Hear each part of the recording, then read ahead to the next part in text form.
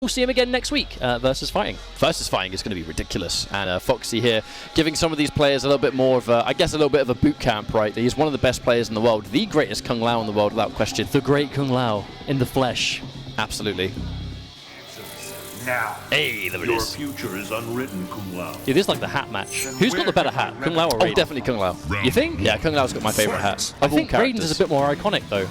I know, but that doesn't matter. Kung Lao's got a sharp hat. But it's going to be against Dontay, of course. So f0xy versus Dontay. Kung Lao, Raiden to start things off. I know it says winners bracket on the bottom of the screen, guys. This is actually, there are 4 small groups, and the groups are actually going to be round robin, so every player plays against everyone. So you'll be seeing some of these players kind of mix and matching as the stream goes, because everyone's going to be running their own little miniature gauntlet. This matchup, though, is a little bit more classic of what to expect. f0xy's going to grab you for days, the back throw is going to loop, and he's literally going for grab or forward 4. Dontay, unfortunately, eating it every time, and is this going to be an entire round of grabs? There it is, and the crouch. I actually really like the decision, because when you've got that low health, if you're reading another grab, you may as well go for the riskiest way, but the most highest power answer. Oh, the cancel into the overhead, Dontay.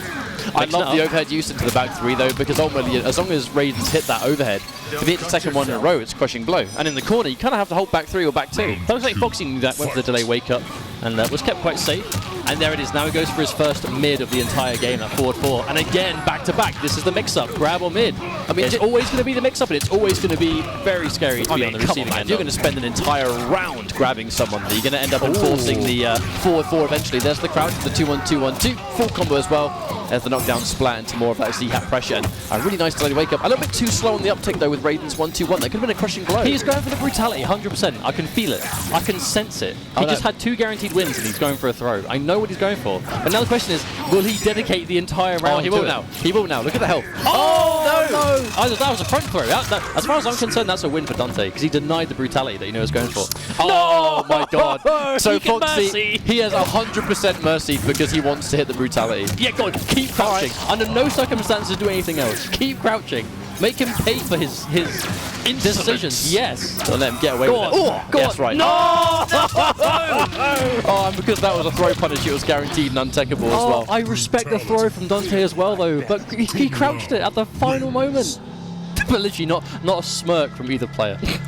Not a smirk. Because the thing is, as much as we joke about f0xy fishing for those brutalities, because he only gets up for back throw, right? He only gets up for back throw. So if you read the throw, you either crouch or you tech that direction.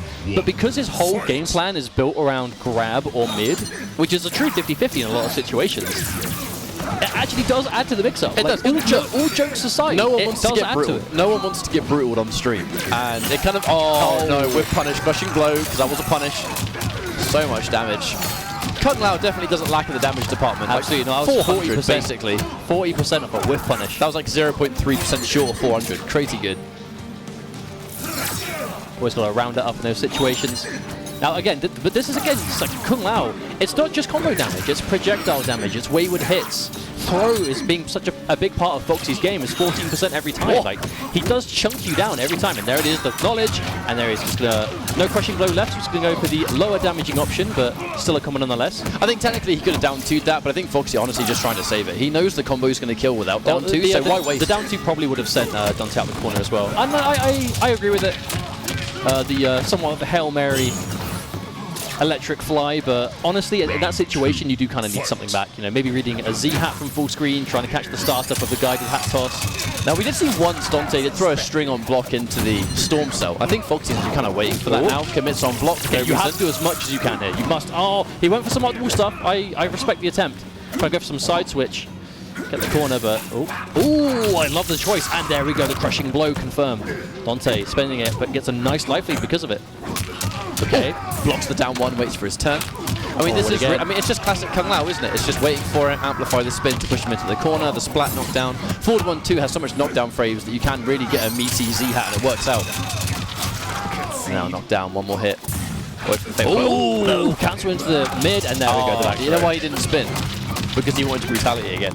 Now, I've been thinking about it, because obviously we've had the opportunity to watch a lot of games from f0xy over the last, pretty much since the game came out to now, and obviously he really kind of dedicated to Kung Lao CEO onwards. We obviously did see him play a little bit of Kung Lao at the early